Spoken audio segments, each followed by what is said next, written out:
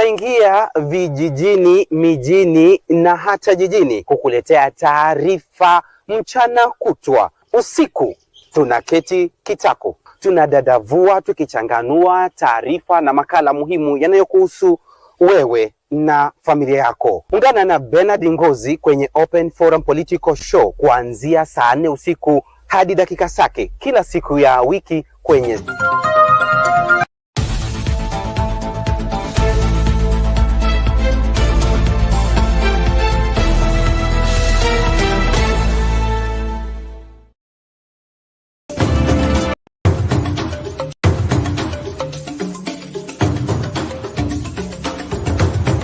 Sound Kithure Talk Live News.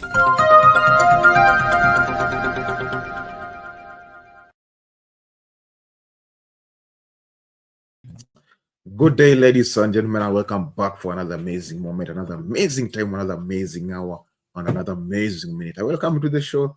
Please feel humble and feel welcome, because tonight we'll be having another amazing drive. I am your host, Shadizo, and I'm having a co-pilot who is under the sitting under the down the seats, but he will be joining us later so that we can have an amazing conversation tonight. So I want to welcome each and every one of you for tonight Open Forum. So feel free to join up, feel free to be part and parcel of this so that we can make Kenya go ahead. As the principle remains, kama dawa, I still remain Shadizo. And one thing I want to urge Kenyans tonight is, tonight we are having another conversation whereby there are few things that happen, and we'll be checking more details and more acknowledgement towards them, because one of the things that has happened is one that thing leading to another one, and let me take you with the mutaratara of what the things that happened tonight, whereby we'll be checking more details towards them. One of the things we're checking is Kindiki's speech.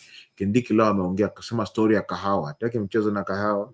Apart from that one, we are getting a very sad news whereby there is one of the major pilots called James is dead. So James Kithure with her is dead.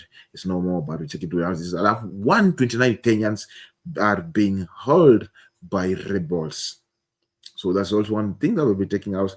National Assembly today decided to speak about story as me. We'll be also checking towards that and also having more conversation towards that. But what I want to urge you people, join up, feel free, let us have the conversation tonight together as teams.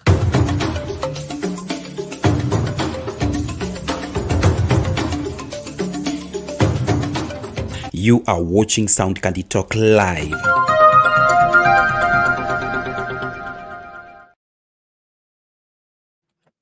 Welcome back, and I see my co-pilot is in the building. Hi, how are you, Douglas? Hello, Shadizo, and everybody. I'm here. My camera is not that good, but your camera is looking like a dog. But my sound is loud and clear.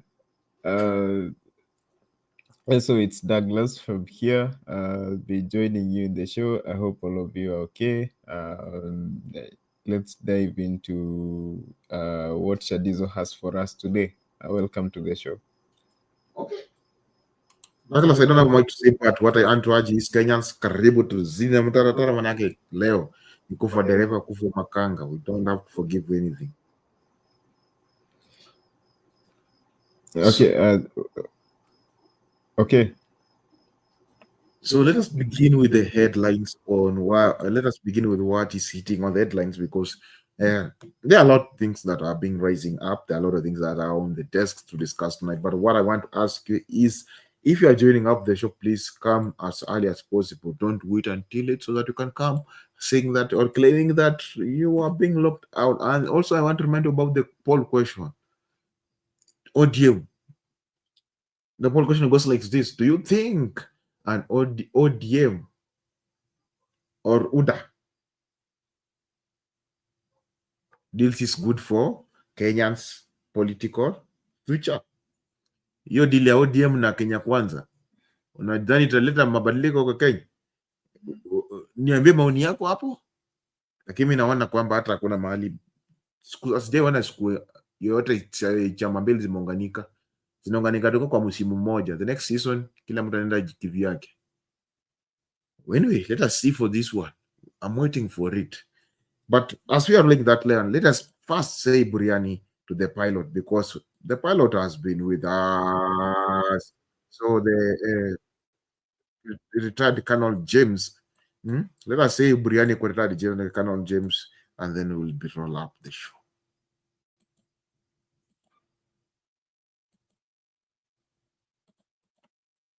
To sad news now, veteran pilot, retired Colonel James Getahi is dead.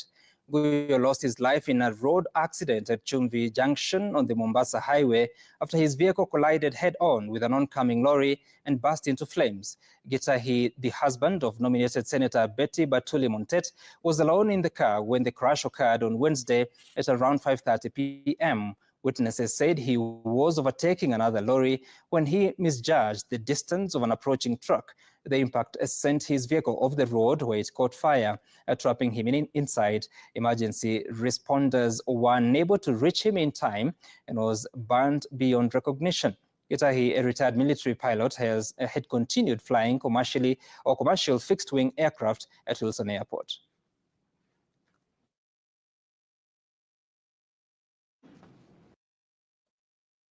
So that's what is going on, or that's what has happened. And what I want to ask Kenya is, let us say Briani to the pilot, and everything will be very fine for the family. So kwa family tunasema kwamba wanasemangaje, makiwa ama sio Kiswahili sio hivyo, Makiwa. makiwa. Yes, we say RIP to that pilot. Didn't quite really know him, but may his soul rest in peace. By the way, I was still speaking about the death. Today was the day that when Chebukati was being taken out, and it was so chaotic in Kitale town. You couldn't like to see it because even people from Kitale, they don't want Chebukati to come back home. So I don't know mtaka Chebukati azike wapi. Niambie ukweli. So kama mtaki mpaka nyumbani kwenu.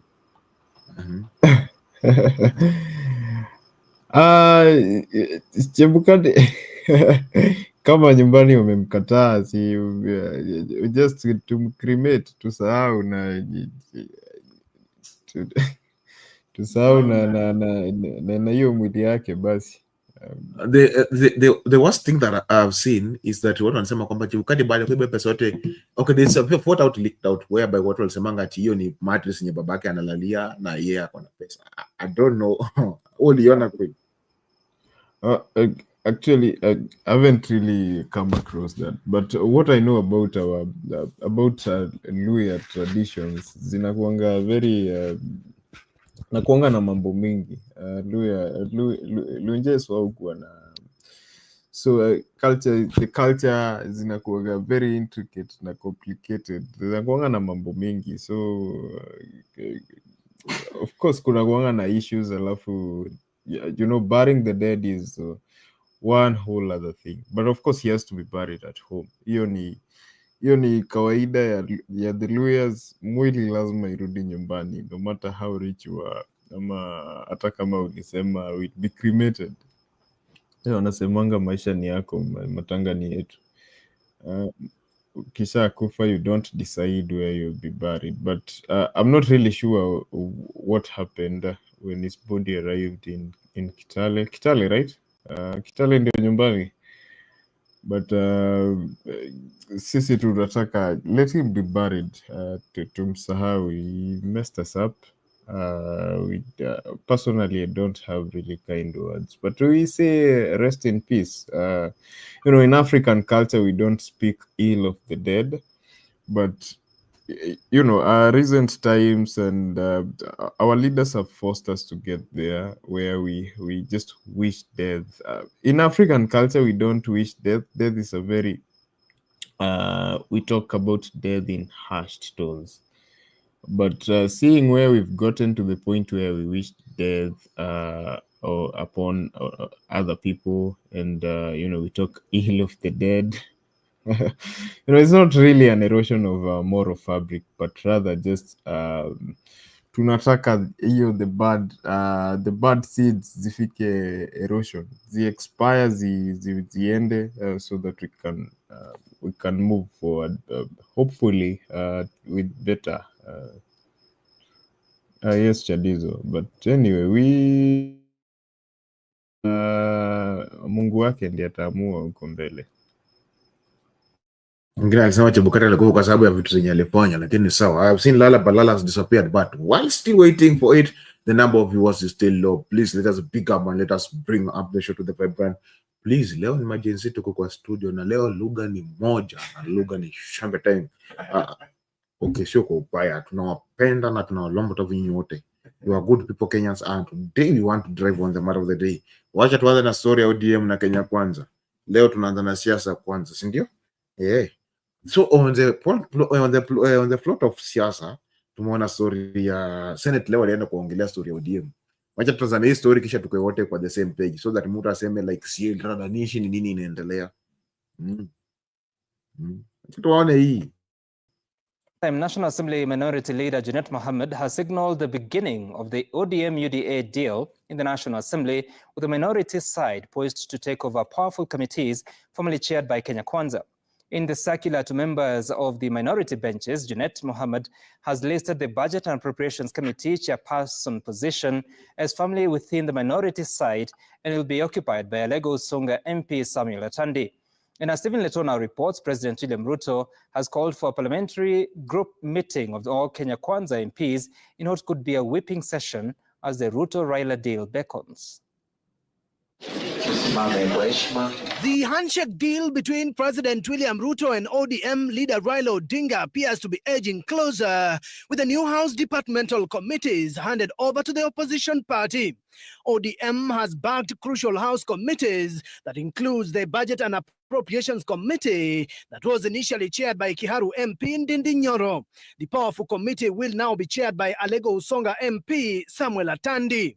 The Health Committee, previously chaired by Ndebes MP Dr. Pukose, will now be under an ODM legislator, with Seme lawmaker Dr. James Nyikal expected to clinch the chairmanship. Ken Chonga from Kilifi South is expected to take up the Labour Committee, while nominated MP Irene Mayaka from Nyamira is likely to chair the Regional Integration Committee in elections scheduled for next week. ODM has not only secured chairmanship positions from UDA, it has also bagged vice chair positions in critical dockets of lands and education. Other than sitting in government-preserved committees, ODM will also sit on the other side of oversight. Butere lawmaker Tindi Scott Mwale will chair the opposition's powerful Public Accounts Committee, while Jack Wamboka and Emmanuel Wangwe, all from Kakamega and Bungoma counties, will chair the Public Investments Committees of Governance and Social Services, respectively. Kenya Kwanza lawmakers are scheduled to hold a PG meeting on Friday at State House, Nairobi, chaired by President William Ruto, as the reconstitution of committees to accommodate Raila Odinga's allies takes shape. The ODM party's consultative meetings entered the home stretch today, with Odinga holding meetings in Kisii and Narok counties. The leadership here have expressed their concerns about many things that are affecting the Kenyan people. They've talked about this health care system, this SHA, which is having serious challenges as things stand today. He may not go to all the 47 counties, but he has sampled few, and those views will inform him going forward how we are going to engage with the national government, as it were.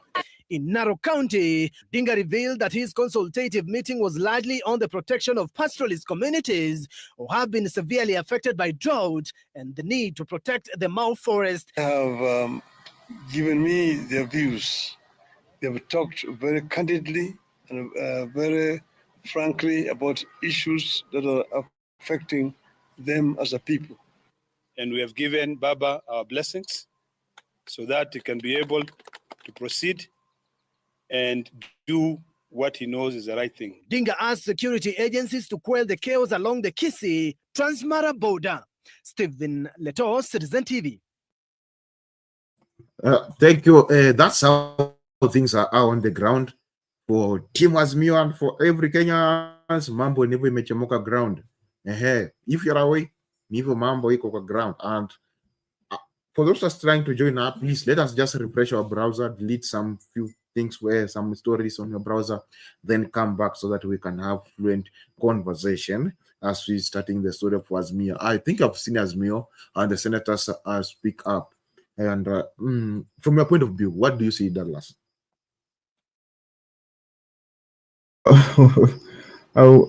What senators? Azimio, this is just a bit. These are just bread-based alignments. It's Rigiji wamekula yao ya kutosha, so it's time for Azimio to eat. It's nothing new, and they're telling us that consultations and whatnot. They're just taking Kenyans around in circles, but we know these alignments are just for positions already.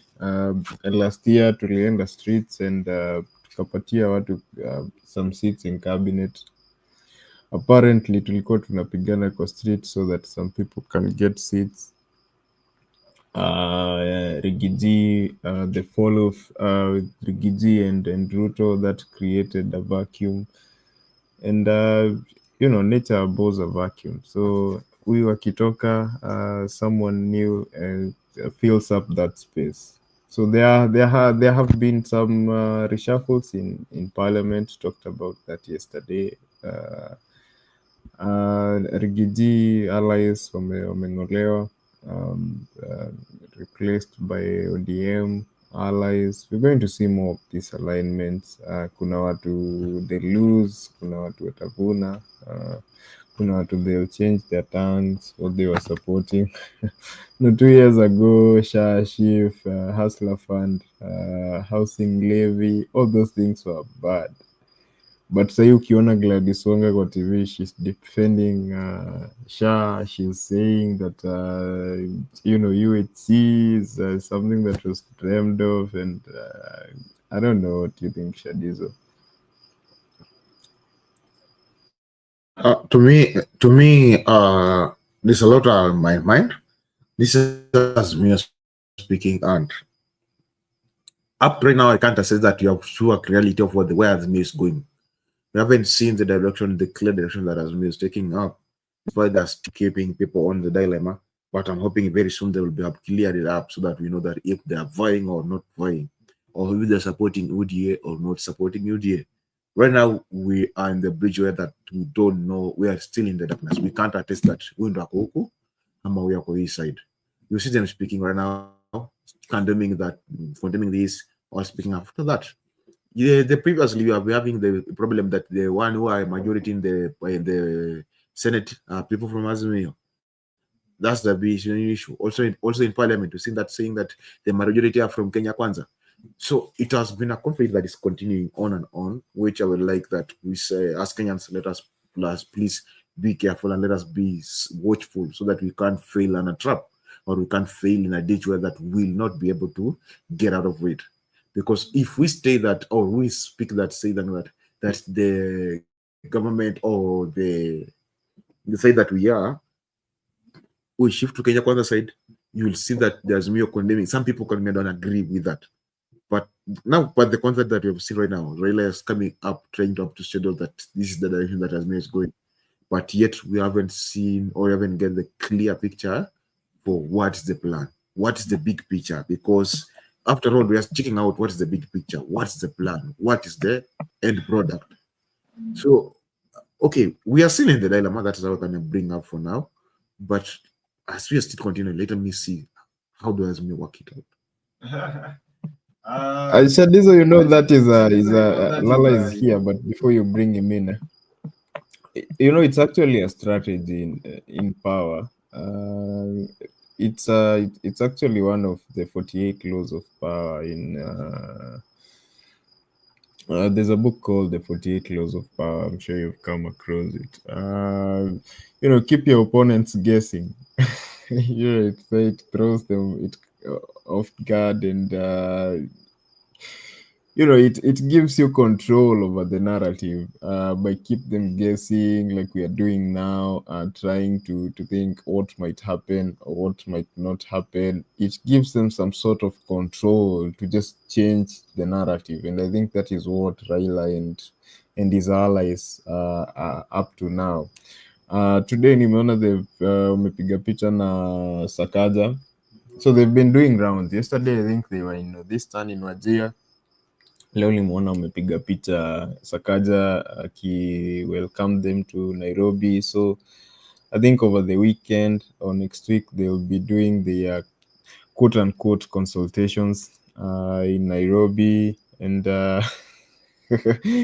it's all mouse games. I'm sure Raila has a whole strategy. What will happen if he loses the AUC elections? What he will do when he comes back, all the way up to 2027.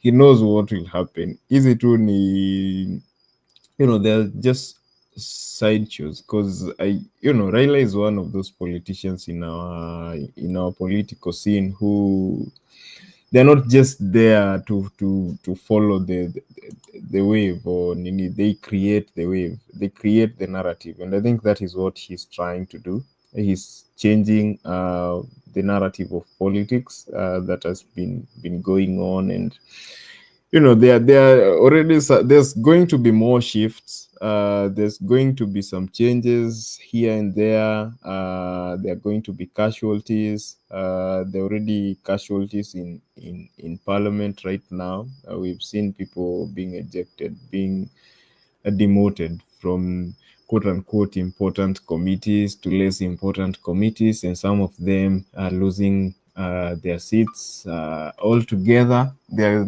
are going to be even more casualties, bigger casualties.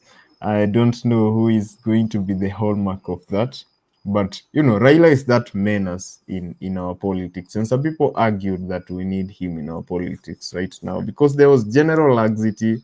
Ruto had kept him busy for a while since March. Was it March or April when he announced his bid for the AUC chairmanship? And he's been keeping him busy. But right now, he has to find a way to keep him busy, because if he doesn't, the old man is going to keep him on his toes. So there has been talks that the NADCO report will make its return. And, there's going to push for the creation of the Prime Minister's office, and for Raila, specifically for Raila. So I think that is Ruto's headache right now. He has to find a way to keep the old man busy. Because if he doesn't, Raila is a menace, and it's going to be a nuisance to him. Lakini hizi mambo za consultations, these are just side shows. I don't pay much attention to them. Just waiting for whenever they will be coming to announce whether they're standing with the people or with the government. Ndio tujue hizi vipindi, they're just wasting our time, man. We don't have time to waste. Tuna deal na vitu serious. Mtangoja waonyeshe usimama mpaka shetani walambe kwa mgongo. But Lala is here. Maybe can say hi. Hello. Hello to you, Lala. Hey, it is on Douglas. Good to see all of you, and been trying to get you. But I'm in a remote location. But I said I have to join you guys. I'm in Montego Bay in Jamaica, so you can see behind the background and all that. The land of Bob Marley. Nice one. So, have you met Vibes Cartel? No comment. I'm listening to you guys. I'm listening to you guys. Alala, have you been given the Jaras as far as the holy weed? No, none of that discussion. Anyway, Okay, how was the Caribbean? It's as good. Maybe the guys can see the ocean and everything else. Yeah, those are This is nice Montego views. Bay, so you guys can also visit other places away from Uh, the the- studio. Okay, so what's the mission? Vacation or? um, kind of a friend of mine is getting married, and also a little vacation. Me and my family, my wife. So we decided to come over here and spend the time Nice. of of the season. You know, the winter is just breaking, and so now coming to the warm places is a change, quite a change. But let me just give my opinion. Um, I really don't understand Baba and ODM, but I think most Kenyans uh, like to give very simplistic answers to complex questions. It's as if we know what Baba is thinking. And we may be right, but we may also be very wrong. I think we have had surprises in the past. And so even this one, we just don't know. So for us to assume that we know exactly what is coming, or the prime minister is coming here and there, no, I think all of us know that Baba isn't foolish, he's not naive, and therefore I don't think he walks into a trap just like that. Uh, but the people that I think out of a challenge to me are the Kenyans. And the reason is that right now the conversation is about Baba.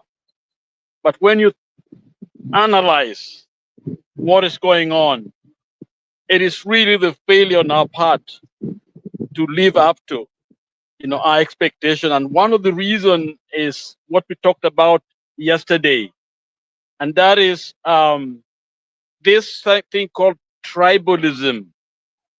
It is it's almost like a trap to all of us that we make a step forward, but almost when we are there, then someone comes in and uses it effectively, and we go back to square one.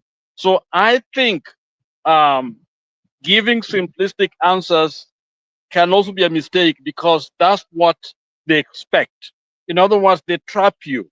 Now, this is what they're talking about. You want to be a prime minister. This is what's going on, as if we know it.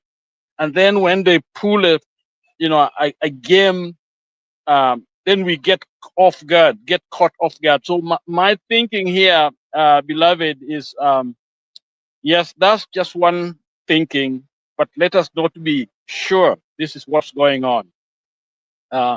When we talk about politics or even governance, there are so many dynamics that are playing behind the scene.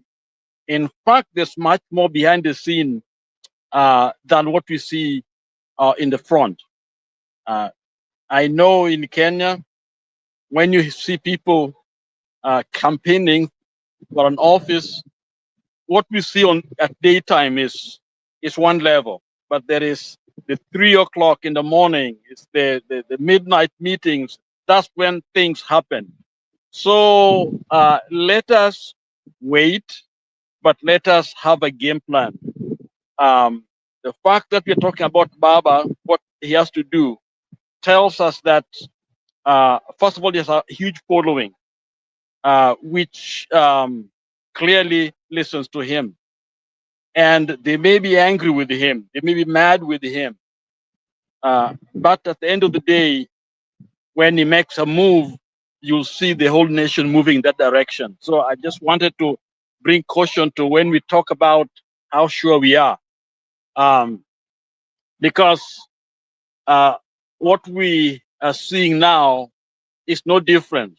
And to the old, our young people, to the Gen Z, probably you are the new people, in terms of bringing fresh ideas. But the game itself is still skewed in a wrong direction. So we need to be very, very careful how we play our game. Whom do we open up to? Who is calling shots? Let's verify. Let's make sure that all these ideologies, I think yesterday we had a discussion of ideologies, how this is different from the rest, how this, and when you analyze them, most of them are untested. Most of them are theories. They are great in books, but in practice, they've never been tested. So I'm not discouraging ourselves from moving forward, but I think like minds are needed to be able to articulate carefully what is going on. And I always use Sinn Féin and in Ireland example that there were two wings, and the military wing and the political wing. It's as if they were two different organizations, but we are working together. In other words, what we saw on the outside was not exactly what's going on the inside. And I think when people like Ruto, who know how to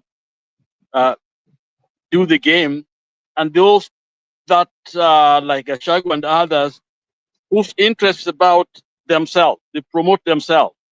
They use the language of freedom, but at the end of it is about where I'm going to be. Okay? In other words, they will not forsake anything for the sake of the nation. In other words, still Baba beats all of them with all the challenges we have with Baba. Baba still beat all of them because he is a man who's able to do some things that are unthinkable, yet with certain challenges. So let us be careful, learn from the best, and learn from the mistakes of those that have been there, and always strategize. But if you start fighting each other, Kashmuel versus this person, this is the leadership and all that, you're gonna miss everything.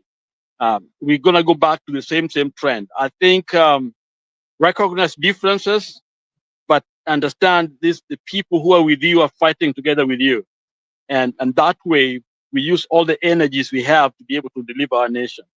And so that's what I want to say. So I haven't listened to anybody. I've been traveling, so I don't know what's going on. Maybe I'll listen to hear what you guys, are discussing today.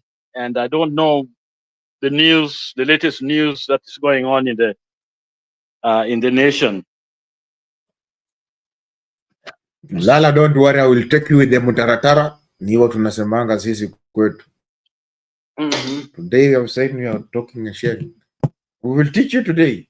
Don't worry. Yeah, today is a good I want day. to learn. And Let me learn. I want you to will learn learn. now. Today you will learn now. So the number of viewers are watching is still low. Invite somebody to watch with and be part and parcel of this so that we can move on together as we are taking this train in a good way. Kenyans, indeed, you are good people and I love you so much. I like you so much.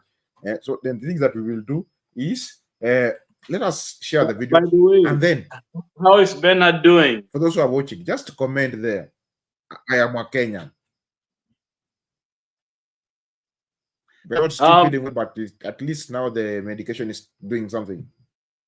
Okay, wonderful, wonderful.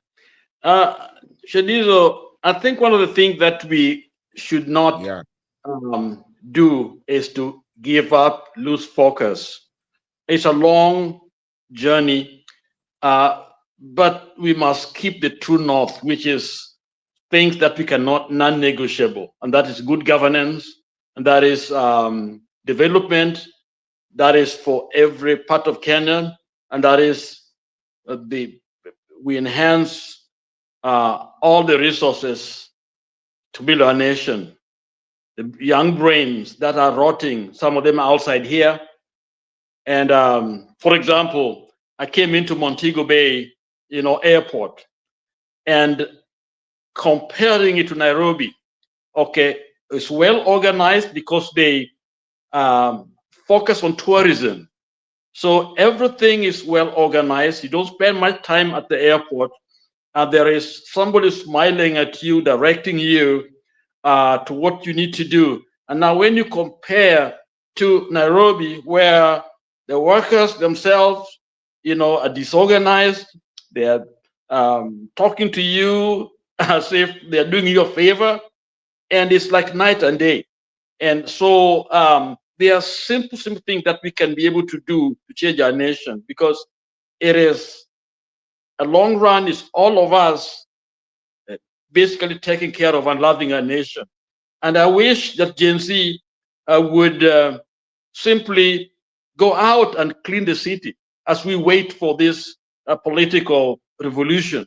Do some basic things, that shows that we believe that we are protecting our nation. And I go to places and I see that kind of a commitment to the nation. South Korea had economic problem. And I remember some years back, I remember everyone donating somewhat their rings, the earrings, and whatever it is, the gold and all that. And the nation actually donated to bail out their country because they believed in it. Kenya is a sad case because all our resources, all our taxes, we see them being misused. And it's not something that is hidden. They do it. Somebody become an MP within a very short time. They own things that you can never think of. Owning in even if your salary is millions a month. Okay, it's interesting that I would say that many of them probably I earn maybe probably more than them, but they own 100 times what I own. I can't survive on what I earn. And this is the problem. And it is for all of us. Young people, you are on it. And let's keep our feet on the paddle, and so that we don't focus so much on what Baba think or not think. But let's focus on what we are doing. And whoever is doing a good job, give them credit. But let's not be too critical, because if we are too angry, then we lose reason. And we end up basically destroying instead of helping, throwing the baby in the bathwater. So that's some of the challenges for our young people, because that energy sometimes is not well guided and well reasoned sometimes. But we need Gen Z to be able to put us on the right trajectory, that this country can be redeemed. Thank you. Back to you, Douglas. Thank you, Lala. Thank you, Lala. Thank you, Lala, for that support. And indeed, we are still going good, and we are still moving on swiftly. I welcome everyone. For those who are watching, please invite somebody and remind somebody that we are here and we are ready to vibe. We are ready to talk. We are ready to speak up. And by the way, without forgetting, let me bring another issue a little bit before we go back to the topic. There's this pastor for JCC ambaye vijana the Gen Z decided they wanaenda kumsalimia. They said that next Sunday we are going to JC. We are going to Jesus winner. Yes, we are. Okay. Sunday tumeamua tuenda kusalimiana huko. Yes, on Sunday we are going to visit Pastor wa Jesus. It's called Jesus Winner Ministry. That sort of thing is in Roysambu. And so the president was there and donated 100 million shillings. So it was lots of money. Despite the president last year saying that no politician will be allowed to go to church and do fundraising and whatnot. So Gen Z wameamua they're going to salimia that pastor. Tuambie why he's getting money when people can't even access healthcare in this country. Money that he knows very well, it's just proceeds of corruption. And I had a question for Lala, since he's saying that we shouldn't be very critical of guys like Casmuel, and Yeah, Lala's been defending him a lot, but I just wanted to ask Lala, is it really fighting each other, or is it demanding for accountability? Because if we are pushing for accountability, then if we say that we want a country of zero corruption, is that zero, or are we allowed to pass for 0.1 corruption? Because it's not really fighting. Your mic is off, but it's okay to me. It's just pushing for accountability. But your response? Douglas, I think visiting people, I think, is very good. I'm behind it 100%. But we must verify, and we must use the means that will make a lot of sense to others who are doing the same things. But you see, one of the challenges that we have had is because people are so angry before they can even verify some things. It's like a mob justice, vigilantes, coming in and doing. Yet some people are being killed who are not even should be killed. But if the agencies have done their research, they've corroborated, all the information they have. To me, I think, for example, if 100 million was given, I think visiting the person is not a bad idea. The question is, what are we going to do with that visit? Okay, and it's what we do with the visit that, to me, is critical. I think the visit should be to be able to tell the guy, first of all, return that money, let it go to this, whatever it is. Almost like when Kibaki came the first time, people took the money that the police had, they took them to a children's, centers where this money is needed. Okay, so I think they are very clear, very rational approach that will, and I think Gen Z did a very good job, even till the police started, bringing in some of those criminal behavior. So I think visiting is not a bad idea, and I think there are more should be visited. And to me, I don't mind that. So I agree that visiting is good, but let not be going there like let me use this, but the burning of wishes in Kisii, especially, and the mob justice that we, let's think about what we do, because if we do it the wrong way, it backfires. But back to you. That's all I wanted to comment on it. Let us check out this first, and then we can continue together.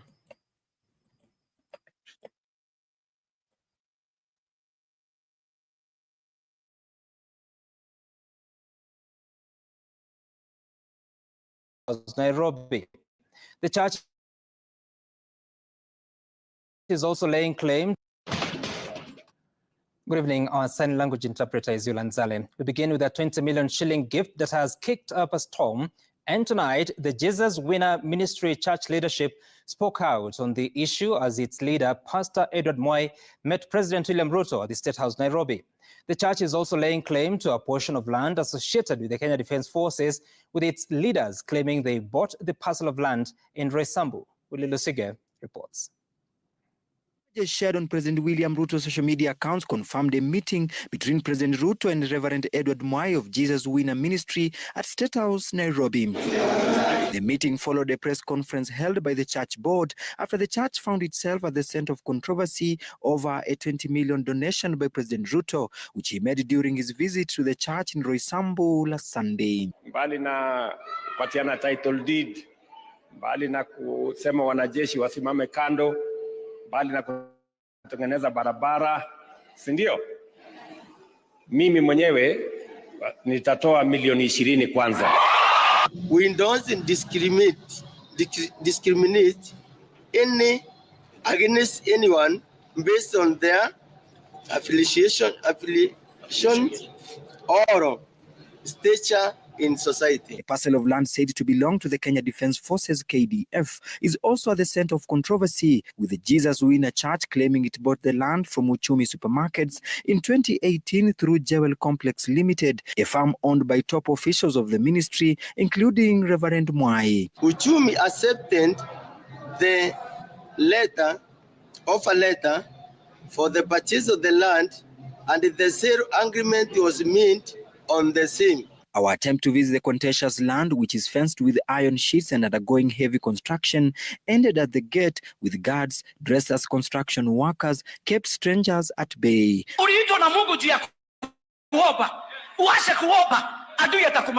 President Ruto had on Sunday told the church that he had directed the KDF to give up the land. Kwa sababu mimi pia ni amiri jeshi mkuu wa majeshi yote ya Kenya, nikawaambia watu wangu wa jeshi kwamba mahali pale ni mahali patakatifu na pale patajengwa kanisa.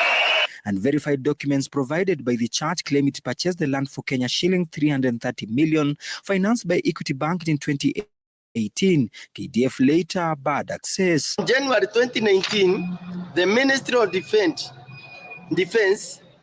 and officially written to Uchumi Supermarket saying they had no contention for the 3 acres of land. And verified letter from December 9th, 2019, show Uchumi's CEO wrote to the Ministry of Defense requesting permission for a government valuer to access the land for compensation purposes, though the response is unclear. A document from August 20th, 2024 from the Ministry of Defense, whose authenticity is yet to be confirmed, alleged that due diligence revealed an overlap between KDF and the church's land, and the ministry requested the Ministry of Lands to resolve the issue.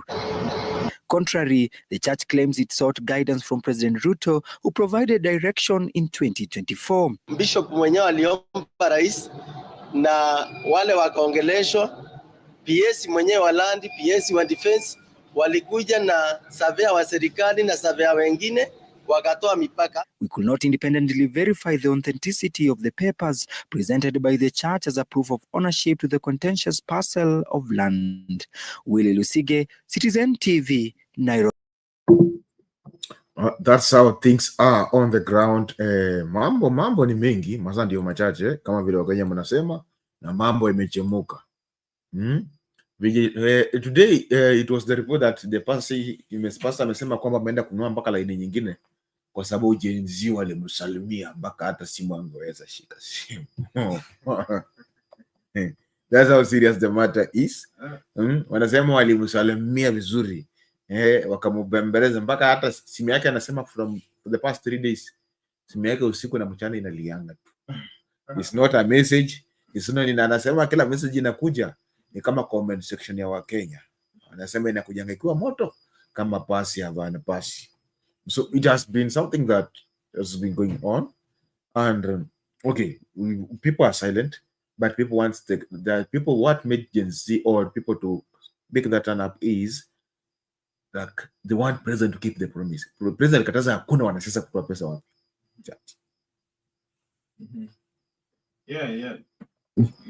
Yes, true. And such pastors ndio they are just rolling back the gains that to make last year as a society. Church inafaa kuwa like the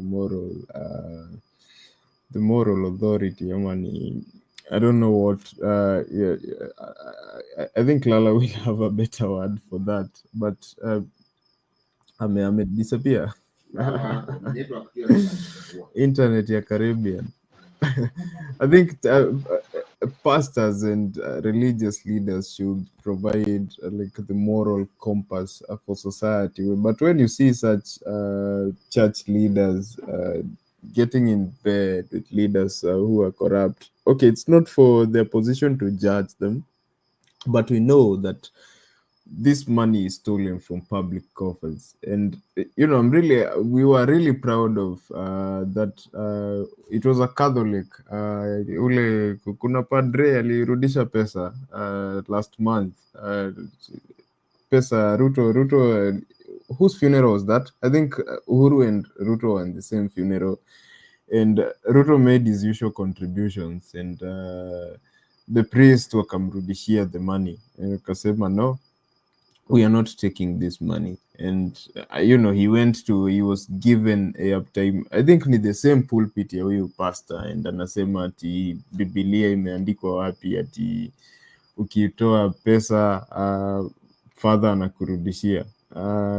It's such pastors who are giving them the platform to sanitize themselves and to buy back public trust, while we know that this money they're stealing it from public coffers, money that should be building schools, the education system, money that should be buying equipment in hospitals, building hospitals, the healthcare sector. Right now, the healthcare sector is in shambles, and they're just using this money to sanitize their image. And such pastors are the people who are giving them the platform to do so.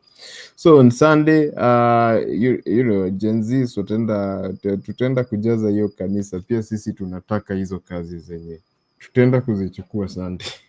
Na sijui kama Shadizo utaenda kanisa.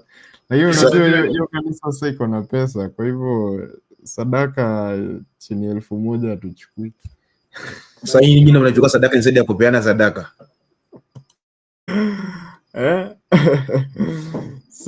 Sadaka lazima upeleke sadaka wa kanisa Shadizo. Unaenda aje kanisa bila sadaka? Kama utaenda una sadaka. Kanisa kama hizo sasa, kanisa kama hizo huwezi enda bila sadaka. Unaonanga Pastor Nganga anakwambia kanisa yake huwezi toa chini ya 500. Sasa huko tumemwali 1,000. Huyo ni father mwenyewe. Huyo ni pastor mwenye anaendesha Range Rover. Unaenda aje huko na hiyo choni yako?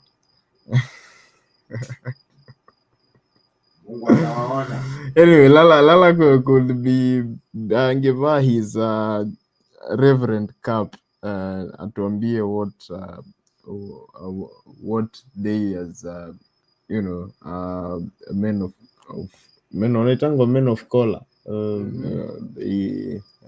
they think, but ni kama huko internet ya Montego Bay hata ni wasi kushinda yake.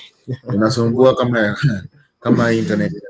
But anyway, we are hoping Lala will be back to help us dive into that issue. Lala is a reverend, and he'll be able to pass across words of wisdom concerning this. But we as Gen Zs have taken upon ourselves the mandate to fix this society, and I think this is not the time to be told. Lala has said that sometimes we have excesses. Sijui kama Shadizo unaona kama tunafaa tukisalimia watu sana tunapunguza. Lala anasema tuna overdo. The thing is, unajua unapewa dose, ukipewa dose lazima umalize dose. Sasa shida ni ukianza kupewa dose alafu unaanza kuruka siku za kumeza, utapewa overdose. Huwezi pona. Utapona aje? When Kenyan speaks and then you reply it, what do you think the hell is going on? Kwa hivyo watu wapate kiboko. Ukipata kiboko nyamaza. Lia ndani ya roho, usilie na sauti. Hata Raila tutamsalimia tu akianza zile con games zake. We are really watching him pia. We are waiting for him amalize kuzunguka na kupeleka watu in circles, then tumwambie haya, umezunguka Kenya yote, tumekupatia time, umemaliza. Haya, so who are you standing with? There are only two options. Lala is telling us that we should not be shallow about it. But there are only two options. Either you're with Kenyans or you're with government. And, we can read through the lines. You might be talking about consultations, but, there are things that are happening. There are things that your allies are talking about, their positions in parliament that, your allies are taking. Those your allies who are already in government, Akina Joho, Nawandai, there's a way they are speaking. We can tell where your stand is. and there are only two options. You know, it's I don't think it's a gray area. It's either black or white in this situation. So you're either with government or you're with the people. So we're just watching him. You know, anaweza zunguka lakini mwenda tezi naomo marejeo ni ngamani. So we are waiting amalize consultations. Tuambie sasa, hatutaki hata Kalonzo siku hizi ako na msimamo, amerudi, lakini tutamwambia huku siku hizi hatuishi hivyo. Sasa huku ni unatangaza msimamo, tunasonga, hatuna time. Mambo ni mengi, ama aje Shadizo? Masaa ndio machache na mapema ndio best. Hebu tuende comment section kidogo. Na comment section na wasio wamechangamka kiasi, wacha tuwapige giba, hata watu tuwape shout out. Hata kama umekataa kuniandikia, those people watching, nimesema niandikie kwa comment section. I love Kenya. I love Kenya. Watu wote wenye tuna watch, hebu tuandike kwa comment section I love Kenya. Kama unapenda Kenya. Just write on the comment section I love Kenya. Hivyo tu, sio kitu ngumu. Let us just put kila mtu tu, haikuchukui kitu yote, just write on the comment section I love Kenya. Okay, let us make big up to Tun Mohamed. Is the first person on the comment section. Anasema kwamba Aisha Dizo, Douglas and everyone, na think umepata hizo salam bottom. And then we have Nani also saying another one. Oh, Douglas, sema nini? Okay, wendo umejibu hiyo. Anyway, anasema Almighty. That's the thing nime understand kwa hiyo nini. And then anasema hi to one back then. And then tunasema where is Omolo? Omolo is on the way. Sijui ameendea Makoromeru. Wacha afike show, tutamuuliza alikuwa ameenda. And then say Mr. Lala karibu. Thank you. And then I still see nani anakuja pale. Naona mtu anajiita nani? Jafeth. Jafeth anasema hivi. Umeiona comment Douglas? Hebu soma comment ya Jafeth. Asema hope visiting the pastor and the church is a success. Huyo anatuombea tu kwa hiyo operation ya Sunday. Tukienda huko to succeed in fixing the nation. Hapo anasema show us the paperwork and don't produce fictitious documents. I think it's on the issue of the title deeds. Not sure what he's addressing. Gen Z, make sure nothing is built on the property. Yes, I think he's speaking to the issue of the property that Ruto has dished out that purportedly belongs to KDF. And I think we are past those days bana, where Moi angeenda na aseme sasa hii shamba nimepatia kanisa fulani. Turudishe in those dark days bana. We are now a really very civilized country with systems, although they are broken, but we have systems. By the way, Douglas, I thank for that, and also I appreciate for those people and I say I love Kenya. And when I Douglas nasema kwamba Kenya is home. Kweli Kenya ni home na Kenya si home. Hata nikikufa sasa ama nizaliwe tena, naambiwa nazaliwa wapi? Na hiyo ujinga yangu nazaliwa wapi? Kenya. Kenya is the best. Naona Josephat anasema kwa Jafeth anasema kwamba I love Kenya. Other people who are watching, mbona mwandiki? Kwani kuandika tena love Kenya ni ngumu tu? Hata kama uipendi, hata kama unaichukia, kama rafiki yangu mwingine hapa anaichukia Kenya because Kenya you are the republic of toxicity. Anasema nyinyi mkani give somebody pressure. Please just comment I love Kenya. Mimi nawapenda. Comment to I love Kenya. Just comment, show the love to me, and indicate to I love Kenya. For the people who are watching, I cause kitu ni kutype tu. Nothing big. Just right now I love Kenya and it's good. Tusonge mbele pamoja. I love Kenya. Your camera is looking horrible. Don't talk. 4K. That one is 0.020K. Even not one. Okay, as we are going swiftly, today says the vibe and checking out where the corner is. Kenya is going up badly. We're straining it. Leo stress hatutaki. Leo ni stress free. So I want to take you another height level where we'll be checking out more details because everything's happening and we have to also check it, things were there going on. Although naona time na inatupeleka kijiko. The time is going so fast. Time inatupeleka kijiko. Hayuturumi. But I hope we'll catch up with it. For those who are still joining, use the link in the comment section. Come, let us vibe together. Let us speak together. Let us have the conversation together, because a lot is happening. By the way, kuna story ya Sha. Mimi imeniboard watu sitaki kuisikia. I can't lie to you. The story of Sha indeed is so bad. It's so chaotic. I don't want to see it. But before we go that, let us go about those Kenyans. So we have some Kenyans have been captured,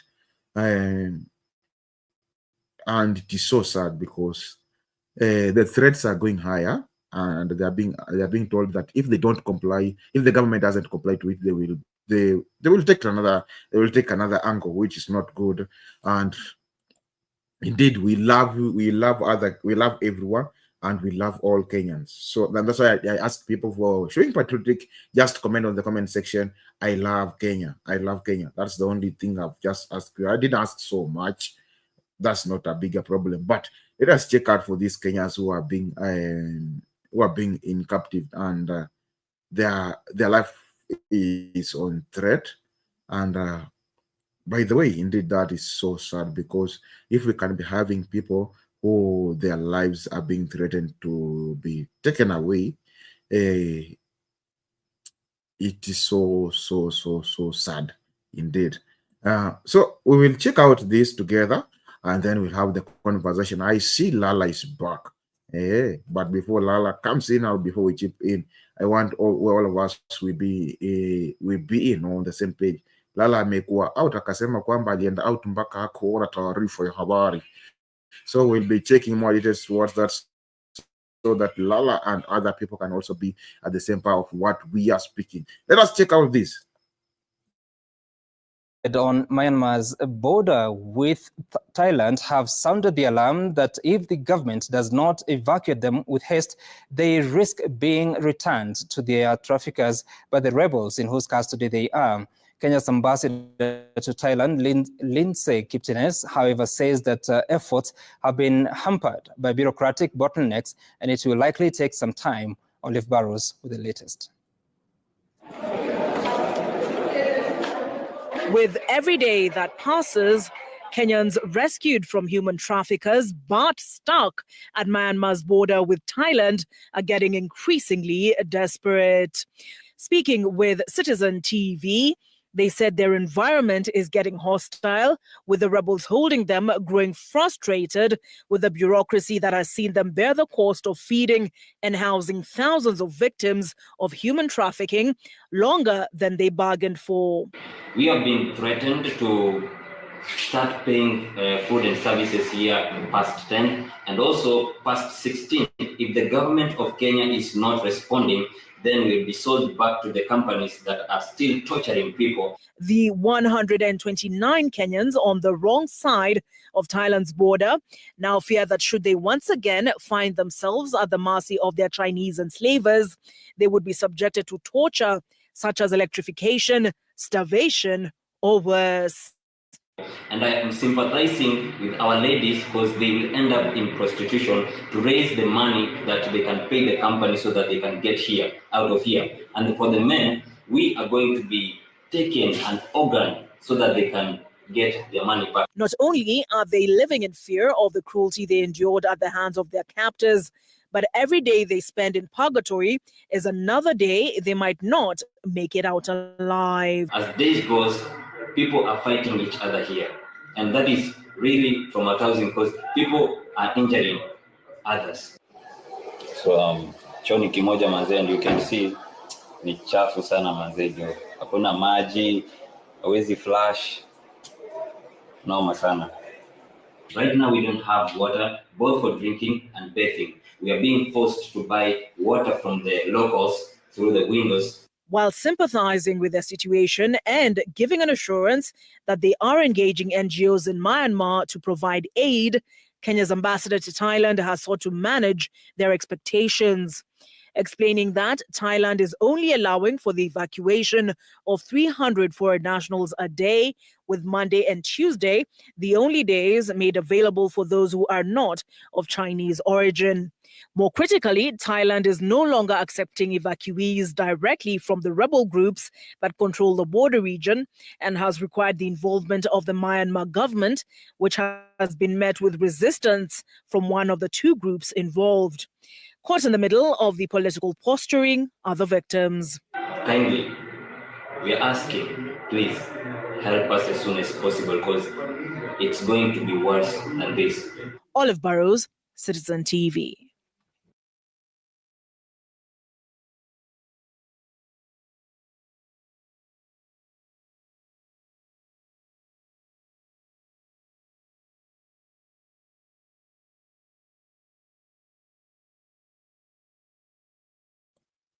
We have watched that and then we have seen what's happening. And if we feel that the government is not taking the action, please, Kenyan, this is so sad. So please let the government try to pull up and do something about that. Douglas, shortly or briefly, what can you speak about that? I can't really demonize those people who are seeking greener pastures. At some point, we've all of us who are still back at home here, we've wanted to, or have thought about going outside Kenya, kwenda kutafuta greener pastures, and I'm sure Shadizo kuna wakati huwa unafikiria kwenda Dubai. So, nataka mnipeleke kwa short naenda Dubai. My fans, please. Naenda na kama mnanipeleka tu. Na nyinyi ndo mnanipeleka. Yes. So I think I can't really demonize them for wanting to go out there. I don't know if they really want seeking a job or they were there on as tourists, but somehow they ended up in a rebel-controlled region, and they were captured. And it's the problem is these agencies that take people to Thailand and the Gulf countries, and mostly to these issues arise in the Gulf countries and Asian countries. People who go to seek jobs there, and I don't know what Mutua, the minister, is doing about some of these agencies. What process do they go through before they are allowed to operate in this business? But hopefully, those people who've been held in Myanmar, Myanmar, that city, will find their way back home. Chadizo.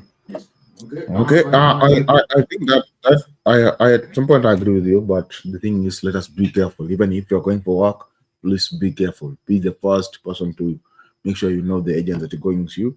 But the saddest thing that Douglas is not only about that, but let us check out generally. Let us deviate from the topic a little bit, but let us help Kenyans a little bit. Most of the people, or most of the time, normally saying that most of the agents, not only those taking people abroad, but even in Kenya, you find an agent that is using to employ young men, but never take the responsibility of young men. Like, mimi nitakupeleka kazini, lakini ukishafika huko, deal yangu mimi na wewe imeisha. I will never check out to follow out, nijue penye nilikupeleka uko sawa, maslahi yako unaendeleaje. I normally feel, na mimi naona wanangala kwamba if I'm running an agent, na mtu ametoka kwa agent yangu, if anything goes wrong, mi bado ndo nitakuja kuchukuliwa. Ama uongo. Why should I not stand up for maslahi ya huyo mtu? Ananyanyaswa, mimi niko tu nimenyamaza. Na ngoja arudi kwa ofisi tena, nimwitishe tena pesa nyingine, mimi ndo mwambie acha nikupeleke tena kwingine. So I think the problem is that most of these fields, they are not industry regulated. For instance, these agencies that take people, because most of these people in wanajipatanga in these problems, they go to those countries via the tourist routes, because kupata a work visa, say in Qatar or the UAE, you need to have an employer already in the host country before you can secure a work visa. But that isn't always easy. So what they do is they take a shortcut. They go there as tourists. That allows you to stay to stick around for 3 months before the visa expires. Then in those 3 months you work to secure a job. By good luck, ukisecure a job, then able to acquire a work visa that runs for, I think, two years in Qatar.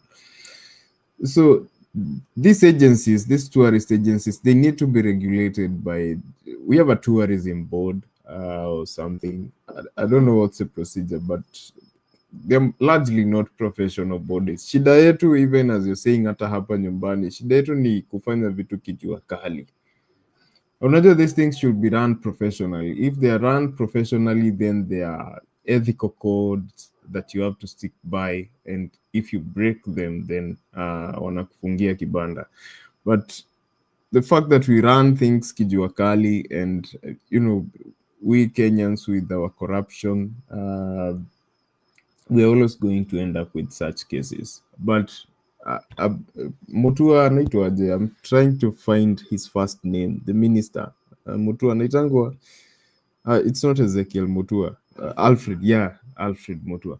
Dr. Alfred Mutua was at hiyo church yenye we want to occupy on Sunday. He had called young people to go and try their luck at this Kazi, the program. They're calling it Kazi what? Kazi Maju or something, for ferrying young people to abroad to go seek jobs. And he was telling people, if you're working with an agency, don't work with a tourist agency. Don't go to those countries on a tourist visa. There'll always be issues, because there's no way mtu atakupeleka in the UAE, then they just take care of you for 2 months till you find a job. It's not possible. Kila mtu anatafuta. It's not possible. Like they're going to dump you there, pocket whatever you've paid them, and move on to the next person. And so mumeambiwa by the minister, if you are going to work abroad, don't work with a travel agency. Work with a travel agency if you're going for vacation. You've saved for vacation and you're going to visit that country and come back. But if you're going to seek a job, work with an agency that is just has the license to operate as an employment agency, or whatever they call it. So I think ukijipata in such a problem and you've not taken that into account, I think you will only have yourself to blame. So let's do due diligence. It's not wrong to go seek jobs abroad. We all want those greener pastures. We all want to, to support our families back at home, but it shouldn't be at the expense of your life and safety. That's just my message to Kenyans watching us. Yes, Shadiza. Thank you for that message, Douglas. Indeed, it's inspiring. Also, it's also a great message. But what I want to ask Kenya, let us be safe, let us be brave, and let us watch out everything that is going on. So, as we're still checking on about those things, the traveling and whatever, I want to check out this news being sent up, boiling up, it's being popping, while still boiling this, and let us check to.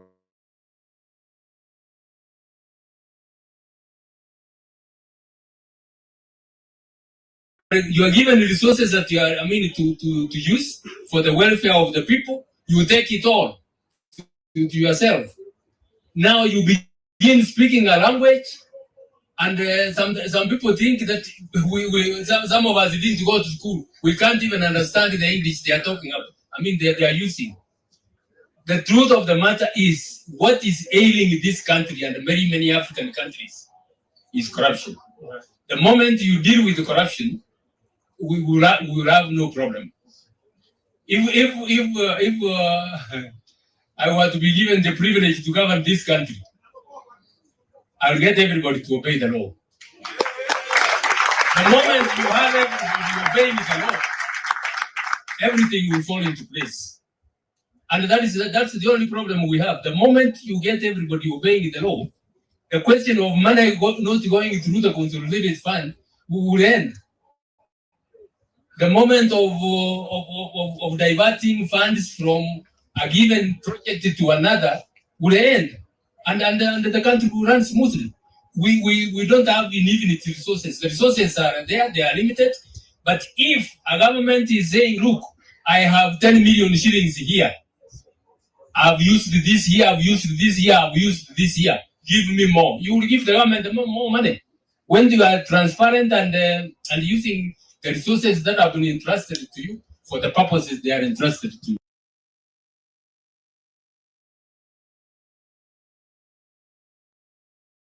Giving money, giving money, giving money, giving money. You will give money and give money and give money and give money. That's what the people are saying. And David anasema kwamba if he's given a chance to run this nation. Okay, I'm not laughing for bad, but I'm trying to imagine up for Kenya. Anyway, I'm trying to think up that even it's given to lead the Kenya, he'll make sure that everyone obeys the law. So I want to be brief, or I want to bring the matter on the desk. If such like things that we have seen earlier, they are happening, and we are seeing that most people who break the law, the people who are the one who's supposed to maintain the law. So how atafanyaje ili hiyo nini ishe, so people can obey the law.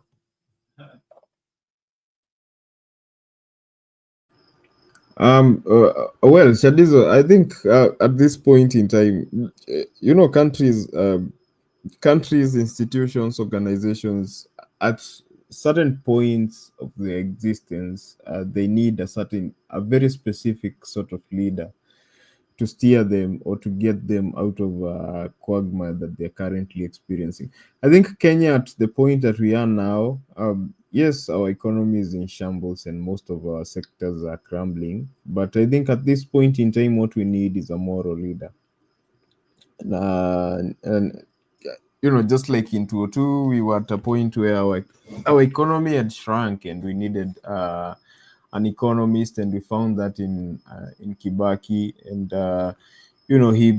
he brought good times to us. And at this point, with all the corruption that is going on, and the erosion of a moral fabric of our society, we need a moral leader.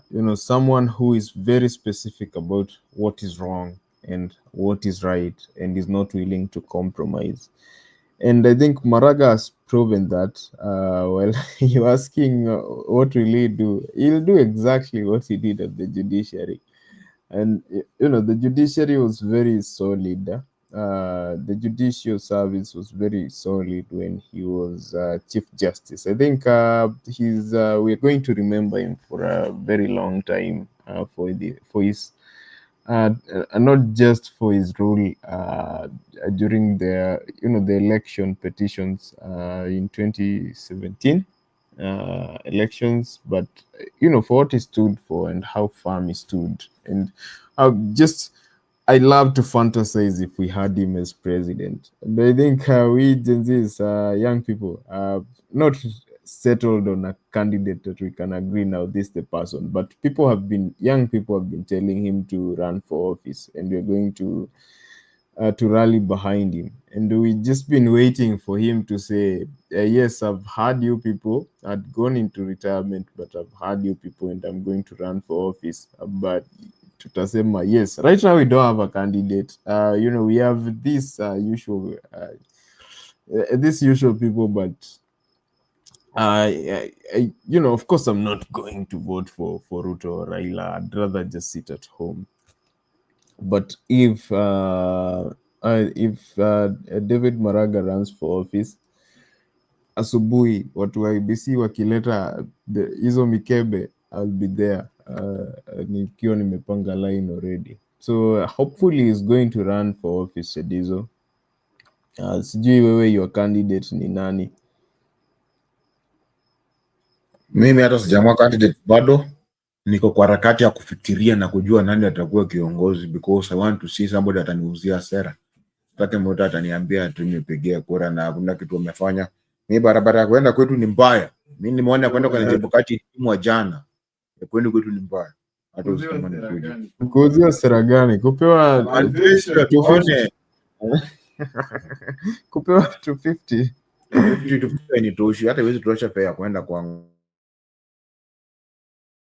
But anyway, as Kenyans, we need to move on from that cheap politics where time ya politics ikifika napatiwa handouts, then you give your vote to the highest bidder. I think I hope our elections, our campaigns are not defined by those kind of politics. Anyone who is running for office will have to sell really serious manifestos and ideas, because for young people sidhani utawapata kwa ground ati uambia will do this and this, ama then after you finish unawapatia 250 and expect them to vote for you. I think the drive for the young people vote will mostly be online, and so online there you can't bribe people. Yeah, you can bribe a few influencers here and there, but our generation, what I've gathered from our generation is just people who will just really sit down and analyze situations and make their own judgment. So come 2027, I think people who are going to run for office need to be really serious about what they stand for. Even where tribalism, there are certain things we are trying to fight. Tribalism, corruption,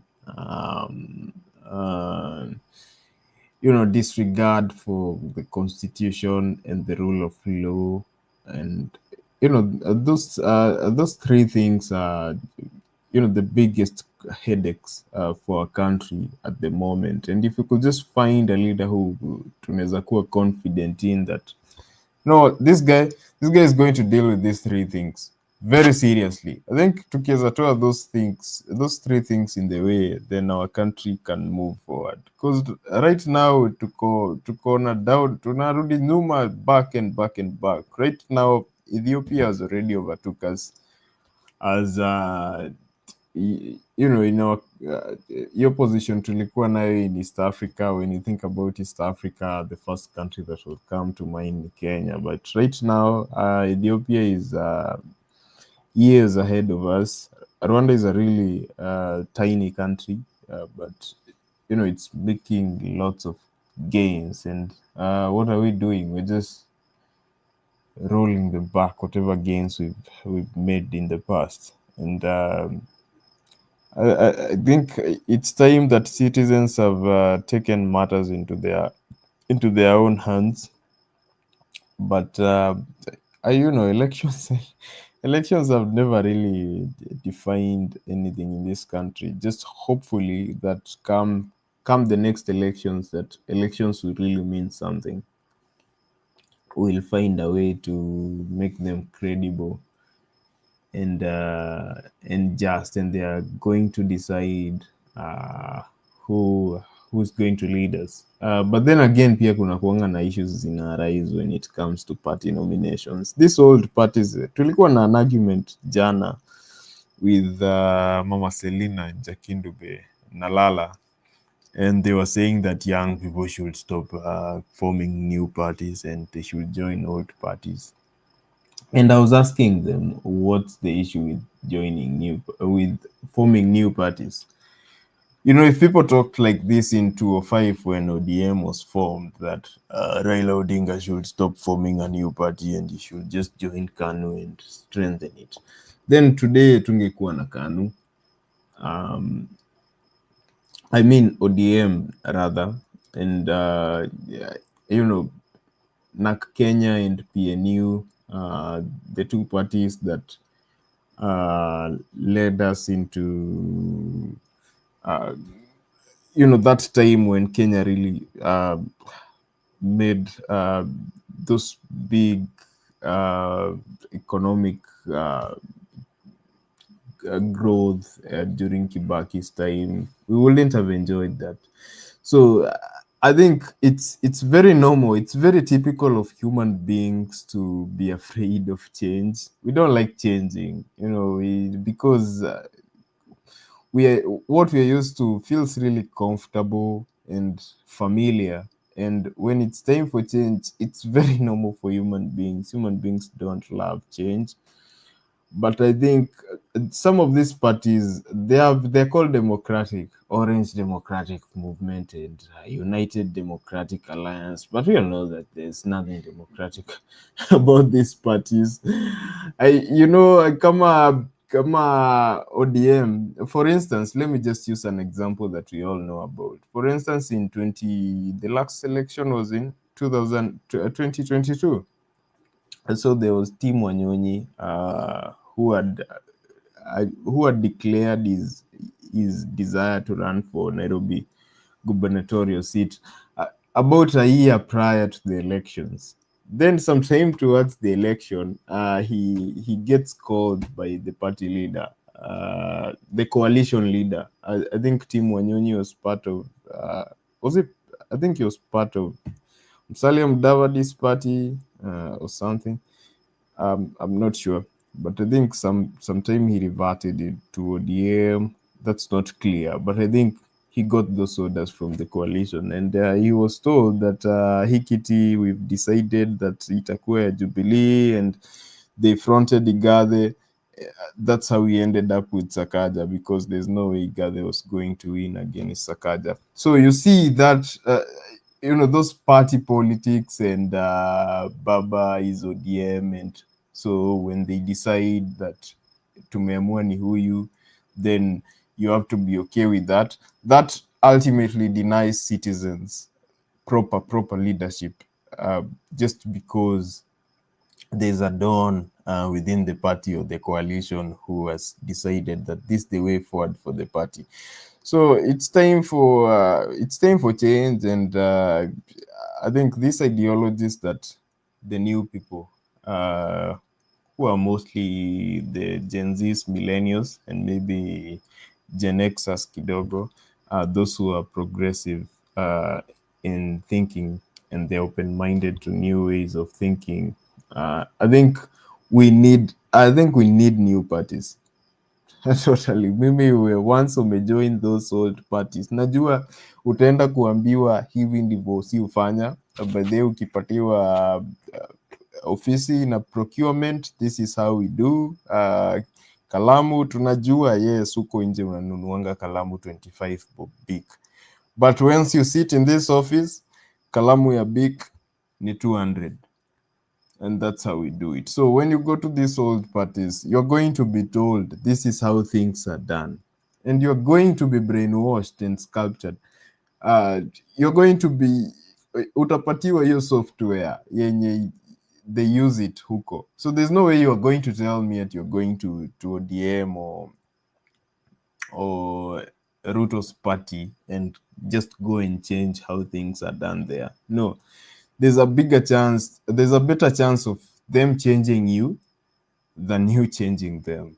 But if you have a vision for as a young leader for this country, you have a better chance of bringing that vision to reality by charting your own path.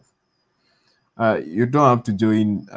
You can form your own party. The Constitution gave us a multi-party democracy, and there's no limit to that. We can have even 1,000 parties. Hakuna issue. Hakuna issue. Yeah, you can form your own parties. All those people si wako na parties. Unasikia Kabogo wako na chama, Moses Kuria wako na party, Ruto wako na party, Musalia Mudavadi wako na party, Wetangula wako na party. So what's the issue with you forming your own party? Hata we Shadizo, you can form your own party. Kwani ni maanganyesa kwa chaongwaro zenye mnatengeneza kama chama za siasa? Uite Shadizo Democratic Alliance.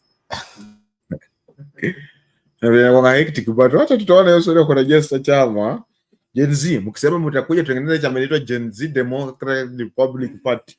That is not allowed under the party's act. It has to be inclusive. Someone tried. I think there are some youngings who tried to form a party with the name Gen Z, but it was rejected by the registrar of political parties. It has to be a national outfit. Wezi anzisha kachama kako ukaite ati Waluya party. You know, it discriminates against a certain people. It sets people apart, and akani kachama ketu. And you know, we're just trying to bring unity to the country, so you cannot have a outfit ya certain people. So that name was rejected, and that is how Murara they came about with the Inject party. They tried to form a party inaitwa Gen Z, but that did not meet the threshold. Yeah, the Political Parties Act. We'll see into that, and we are sure for that analysis of the parties and everything. If you have another comment, please press on the comment section as we are winding up together, because the time is going so fast and the show is getting hotter. Let us check out this. Today, Kindiki spoke about something about the kahawa. Let us check out this so that we can sum up with Kindiki's report for the kahawa. The President, Professor Kithure Kindiki, says coffee farmers will earn more this year owing to key interventions by the government that have improved production and increased returns. The Deputy President said the estimated projection is at 110 shillings per kilogram of cherry this year, which is almost double what farmers received when the Kenya Kwanza administration took over in 2022. The rise has been occasioned by wide-ranging reforms and interventions instituted by the government that has helped in streamlining the subsector and elimination of perennial bottlenecks frustrating farmers. The DP made the remarks when he hosted members of the National Assembly coffee cookers at the official residence in Karen, in consolidating the reforms and sharing ideas on what more to be done to improve earnings. Biggest enablers to the reforms we seek to see in this sector is the legislative initiatives that have already been taken. The coffee bill and the cooperative bill, because the two of them are interlinked, must be finalized as soon as possible. I will be able to push through the remaining part by convening the role players, especially the Senate, to ensure that we conclude that process and unlock the reform package that we are looking at between the coffee bill and the cooperative bill. It's going to ensure, so I don't know how will he ensure that everything goes to us the right way. Also, that's been hectic because kama last time walipeana mbolea ya mamawi. So this round, how will they ensure that kawa ya mwananchi inapata kufika soko vizuri without those complaints? Later juice tuna wamesema kwamba wanataka juice fulani kwa inapata pesa in less than 14 days, unapata less than 30 days. So I'm getting to so confused. Douglas, what can you say about that? Kawa imefanya nini? Mimi sielewi siasa kawa. Sisi walisema kahawa kwamba ati kwamba kahawa ilikuwa inalipwa before tarehe 14, and the other people wanasema kahawa inalipwa after 30 days, baada 30 huko kuelekea huko. Today Kindiki is putting up to say that we have to make sure that the kahawa farmers, they are being placed first a priority. So there's something that I'm not getting very well. So how will they put them on strategy than if kama last time walipenda mbolea iko na mama?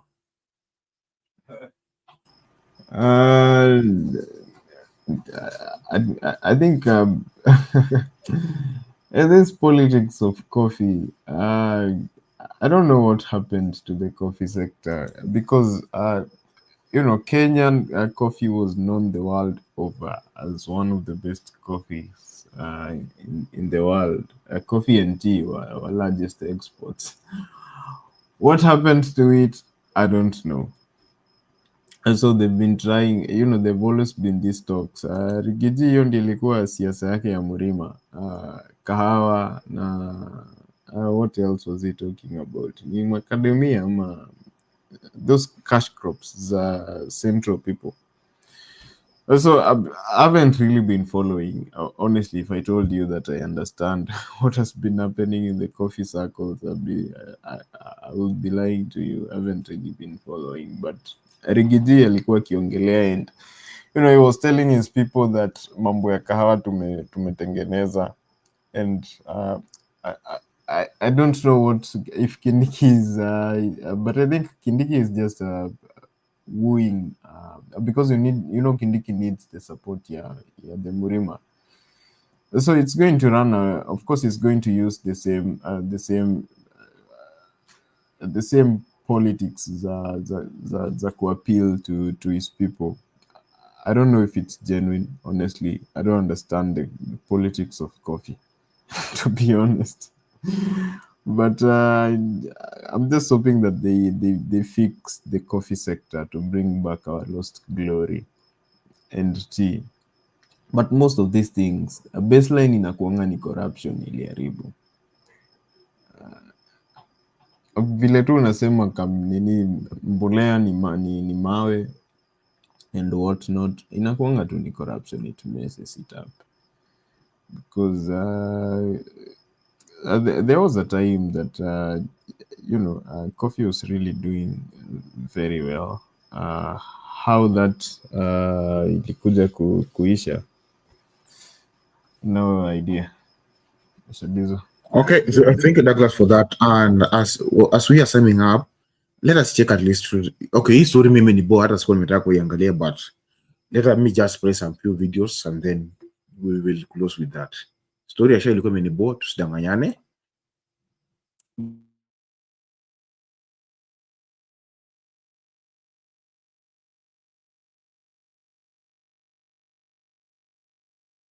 Providers in the country have issued a 14-day ultimatum to the government to clear outstanding debts owed to them by the defunct National Health Insurance Fund, NHIF.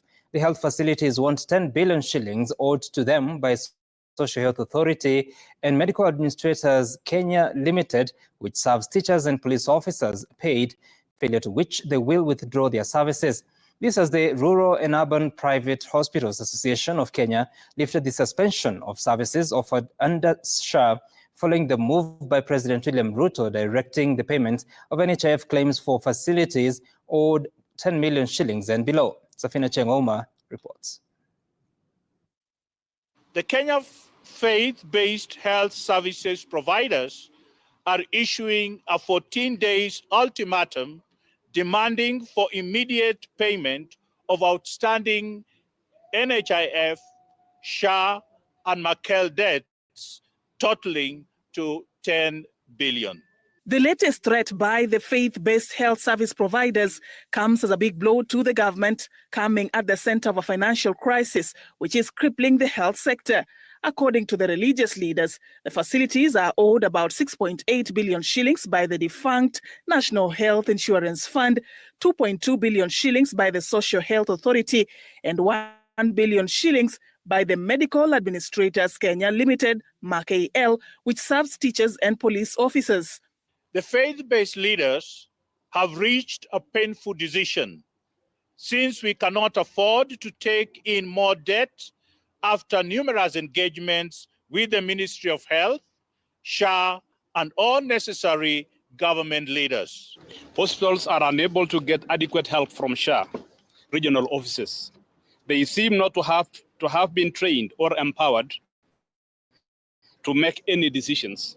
They always refer all questions and support requests to the system developer, who appears to be outside of SHA, unreachable and with all authority.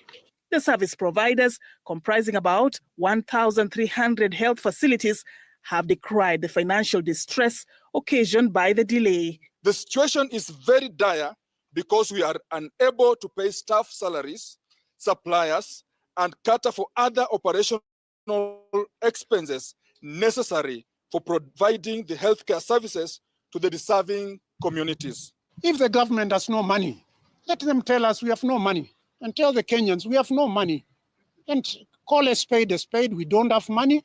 Dear Kenyans, pay out of your pocket and save us the agony. Their threat coming on a day when their counterparts from the Rural and Urban Private Hospitals Association of Kenya, RUFA, lifted the suspension of health services funded under SHA. This is after President William Ruto directed the payment of NHIF arrears. The directive by His Excellency the President to pay claims below Kenya shillings 10 million in full provides immediate relief to 88% of our providers. By our estimate, that is roughly 2,986 healthcare facilities. Many of these facilities are level 2, 3, and 4 hospitals that serve the large proportion of Kenyans, and their financial stabilization is crucial to maintaining uninterrupted service delivery. RUFA has, however, demanded that the payment of NHIF arrears be done within the next 7 days, failure to which they will resume their boycott. According to the directive by the President, hospitals owed 10 million shillings and above by the defunct NHIF will be paid upon completion of a verification exercise, which is to be conducted within 90 days.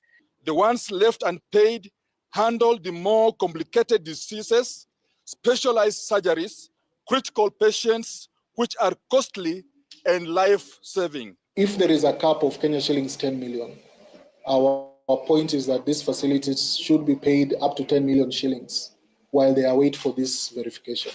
Health services funded under Mark AL, which benefits mostly teachers and police officers, will remain suspended in private hospitals until their arrears are paid. Safin Achieng Oma, Citizen TV. Still on Shah matters, the Ministry of Health is seeking an additional 6 billion shillings in the supplementary budget to boost the Primary Healthcare Fund and the Emergency and Chronic Illness Fund under the Social Health Authority.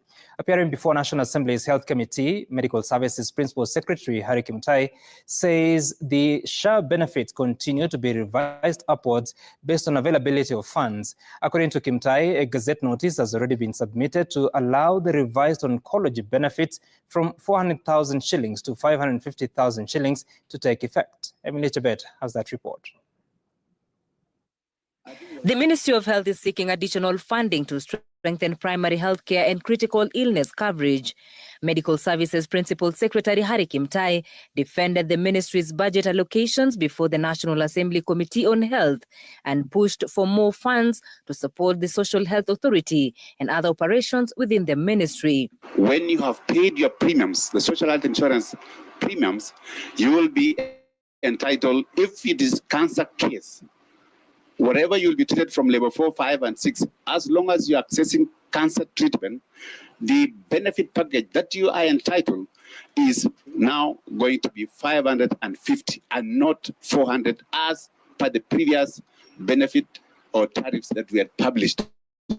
According to Kimtai, the Social Health Authority has so far registered 20.2 million Kenyans, reinforcing the need for an additional 3 billion Kenya shillings to boost primary health care at the level 1, 2, and 3 hospitals, where services remain free for all registered members. Primary health care, it is not restricted to the public facilities. It goes faith-based, private, all facilities who have been contracted at the level 2 and level 3, they are entitled, and the payment is based on the capitation. All right? Kimtai appeared alongside other heads of semi-autonomous government agencies under the State Department for Medical Services who are taken to task on hitches that Kenyans are facing within the medical scheme. You are just paying money bracket. They don't know what they have been paid. You can't explain you have been paid what because they can't view the system. But in NHIF, they are able to say, I've been paid 2 million, 200,000 for this patient, 50,000 for this patient. We have agreed that we are publishing now the amounts we are paying to healthcare providers, and this will include all facilities that we are paying.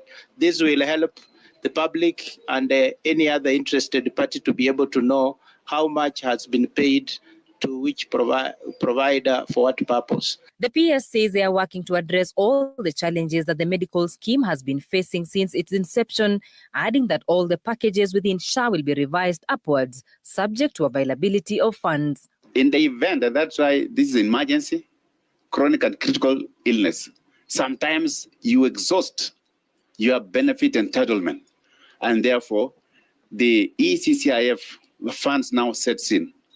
One, to take care of additional treatment that will be required, and those protocols are there. I think the ministry is finalizing on the tariffs and the benefits review committee, and we had agreed that most of the other areas that have been raised by the public will be addressed through that committee, supported by the computations on how that will affect the money that is coming in and the money that will go out. The Treasury was put on the spot over what members and the ministry officials say are delays and sometimes lack of disbursement of agreed monies to healthcare facilities.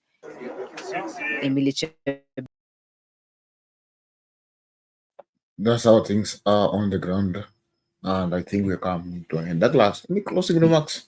You just take on the story and in the show.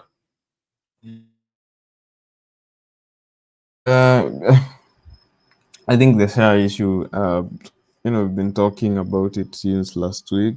It has been a conversation that has been stuck on our screens since last week. And this week, we had even more fuel to the fire when the Auditor General came forward with a report. And Kenyans were like, wait, what? At first, there was an issue with the system. It's just really expensive. 104 billion for a system that doesn't make sense. I doubt even system in Safaricom would cost that much. Then fast forward about a year later, tunaambiwa, you know what, guys, you guys don't even own the system. There are guys who bought the system with your money, and there are people who own and control that system. So I think it's about time. In business, they say when you realize that you are making losses, you cut the losses fast, close that business and move on to the next thing. If you continue to hold on, continue to put in money and hoping that you can turn things around, you end up bleeding even more money. So I think it's like the Senate committee that was oversighting this issue was saying, I think it's just time we pull the plug on this SHA shift, whatever it is, call it a day, and revert back to what we already had. Use the little resources that we have to seal those loopholes. Maybe a time will come when we'll fix the social, when we will make the universal health coverage and social health insurance scheme a reality. But for now, I think either we don't have the resources, or the people who are taking us there they're just corrupt and they're doing shoddy things, or they're incompetent, or something, or both. But it's just a mix of it's just something we don't understand, and I would rather we don't deal with it. Ama kila mtu tu achukue insurance cover yake, because after all it's not even working for anybody. We are tired of having this conversation. Thank you, Douglas, because mimi imeniko hata sasa tunaweza kesha Shashu, I just drop it there. I think we have come to the conclusion of the day. Let us meet tomorrow, the same place, the same place, the same minute, the same hour, as we are rolling down, and we are coming up with more details on more conversation. But one thing is that I love you people, I love you Kenyans, because you are indeed you're good.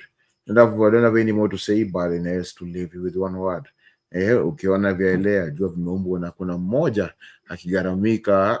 Ukiona kimelea kuna mtu amegaramika, na kile ambacho wewe cha kukera kwa mwingine cha mnyima usingizi.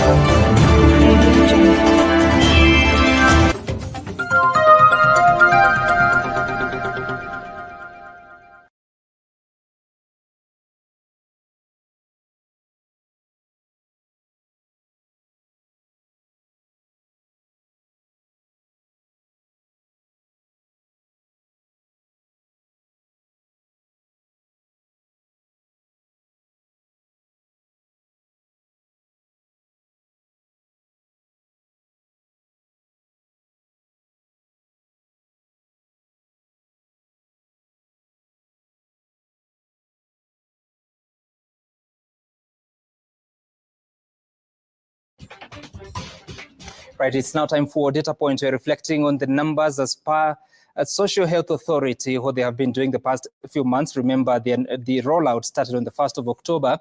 And by that day, or the previous day, which was the 30th of September 2024, the closing balance from NHIF accounts was 1.48 billion shillings. At the time, between that time and November 2024, NHIF claims that were paid were 8.6 billion shillings, and the NHIF bank balances as of 20th of February, which is this year, was 11.2 billion shillings. So you realize that between the closing balance of 1.4 billion shillings and all these activities in terms of the claims that have been paid and the bank balance that is reported at 11.2, there are several transactions that could have taken place in terms of people that had delayed in remitting their finances or their contributions for NHIF. The claims payable, according to the Ministry of Health, is that as of 25th of February, the claims payable from the NHIF, which is no longer existent, were 24 billion shillings. And this is what the minister has been saying is work in progress in terms of clearing those numbers. Now, for the transition, the NHIF collection accounts were frozen in November 2024, leaving just one account to allow for organizations or people that had been late on their contributions for the previous periods. The collection account as of that time had an amount of 4.48 billion shillings, and the operations account has 6.7 billion shillings, which is giving the total that I just told you about 11.2 billion shillings. So what happened after that? When it comes to the transition, is that on the 31st of January 2025, the collection account of the Social Health Authority had taken in some 20.9 billion shillings, but the bank accounts that were opened by the Social Health Authority were 6. So this is important. The collection account had received 20.9 billion shillings. 6 bank accounts six bank accounts have been opened for the Social Health Authority, different from the previous bank accounts of the NHIF, and also the M-Pesa paybill that is under use is 200,222 for the Social Health Authority. Let's focus on something else that is important here, is the Social Health Authority bank accounts. So KCB, Cooperative Bank and Equity Bank, previously the NHIF was also using these banks, but the Social Health Authority opened new banks, that is new bank accounts rather, with Syrian Bank, ABSA and DTB, and these are the figures showing that KCB has the lion's share of these contributions, so these collections at 9.9 billion shillings. Syrian Bank follows with 3.7 billion shillings, ABSA Bank with 2.5 billion shillings, Cooperative Bank accounts with 1.4 billion shillings, Equity with 889 million shillings, and DTB with 632 million shillings. Through M-Pesa, people that have made their contributions through M-Pesa is 1.6 billion shillings. And of course, this is according to the Ministry of Health. When it comes to the SHA collections, this is how they've been moving over that period. Remember, I told you that the rollout started on 1st of October. The month of October, because of the confusion between NHIF and SHA, SHA was only able to collect 283 million shillings. In the month of November, it had a record collection of 7 billion shillings. In the month of December 2024, 6.8 billion shillings. And in the month of January, 6.6 billion shillings. You can see there's a slight decline from the month of November, which appears to have been the peak. There's a slight decline. We don't know how it will be for the month of February. Remember that organizations and individuals must make that remittance by the 9th of the month of March for the contribution for February as the month. Now, in terms of payout, the Social Health Insurance Fund, that is SHIF, has made payouts of up to 16.9 billion shillings for the primary health care. Through Social Health Authority, the payout has been 1.3 billion shillings, which is in form of capitation. Remember, every individual in Kenya is allocated 900 shillings per year per person, which is the primary health care, and this capitation is sent to different hospitals that are offering those services of primary health care. The total claims paid so far is 18.2 billion shillings, which is a combination of both SHIF and primary health care payouts. Let's focus on something else, which is to do with comparing this are the payouts now. For the month of November, 1.9 billion shillings. The month of December, 3.9 billion shillings. The month of January, 5.9 billion shillings. February, 5.1 billion shillings. So it has been a steep rise, now slightly going down. But of course, by the time this report was compiled, the month of February was not over. For the month of March, we'll wait to hear how that is looking like. So let's compare between the collections and the payouts. So again, the month of November, which is where we start, the collections were 7 billion shillings. But the payouts were 1.9 billion shillings. For December, you had a collection of 6.8 billion shillings, a payout of 3.9 billion shillings. January, the payout went up, but still not matching the collection of 6.6 billion shillings with the payout at 5.9 billion shillings. Now, for the month of February, because by the time the Cabinet Secretary was submitting this report to the Senate, which is last week, the contributions for the collections for February were not in, but the payouts had already been at 5.1 billion shillings. Let's focus on something else that you need to know, that as of 20th of February 2025, the SHA membership, according to the Ministry of Health, was 19.7 million members. The transitioned clients were 4.1 million. This figure is important because you recall in this country not long ago, we were told that 9 million people had been transitioned from NHIF to the Social Health Authority. Now, the figures from the Social Health Authority are different,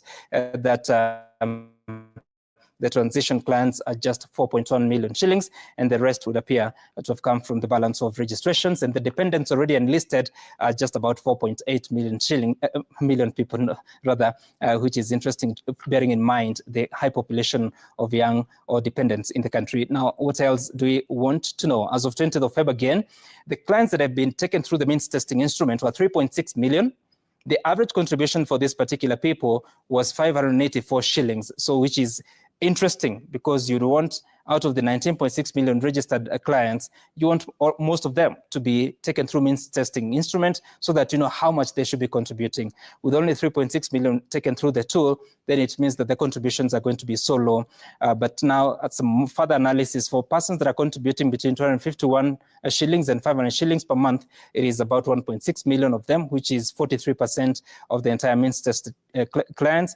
Again, 251 is lower than the minimum, which is supposed to be 300. Contributors who are between 501 shillings and 1,000 shillings are 1.7 million, which is again 45%. So the difference would account for people that are contributing higher than that out of the means tested clients. And that is data point for this week.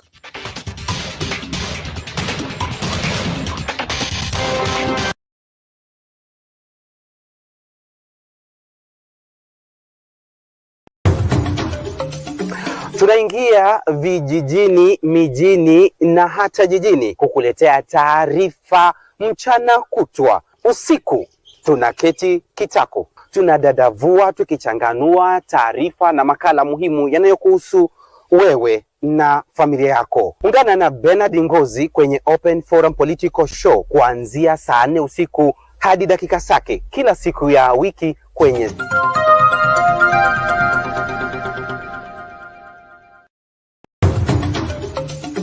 Tunaingia vijijini, mijini na hata jijini kukuletea taarifa mchana kutwa. Usiku tunaketi kitako, tunadadavua tukichanganua taarifa na makala muhimu yanayokuhusu wewe na familia yako. Ungana na Bernard Ngozi kwenye Open Forum Political Show kuanzia saa 4 usiku hadi dakika zake kila siku ya wiki kwenye